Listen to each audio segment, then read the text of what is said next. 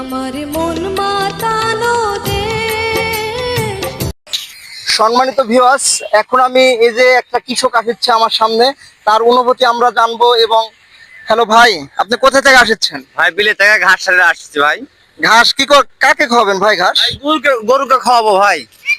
তা আউড় ভাই কিনে খাওয়াবেন? আউর কি করে খাওয়াবো ভাই? পানির দাম নাই, আলুর দাম নাই, কি করে আউর কিনে খাওয়াবো ভাই? তো ঘাস কেটে গরুকে খাওয়াই। কেন, রাজশাহী অঞ্চলে তো পানের জন্য বিখ্যাত এবং প্রচুর পরিমাণে আর কি পানের দামটা তো হয়। তো এত আর কি ধস নামার কারণ কি ভাই দেশে ধস নামার কারণ কি? প্রচুর পরিমাণ বর হয়ে গেছে। কার পান কে খায়, কার আলু কে খায় ভাই? মনের আগে বর টর কিছু দেবো না, বর ভাঙ্গে চুরমার করে ফেলা দিব।